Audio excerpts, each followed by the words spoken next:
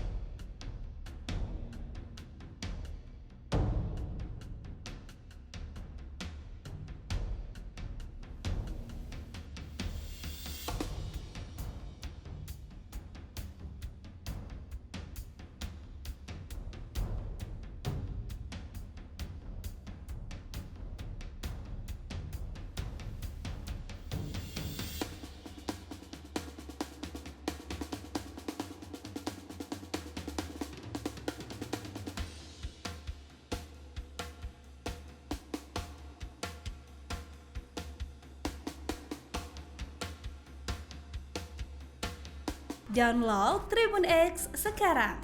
Menghadirkan lokal menjadi Indonesia.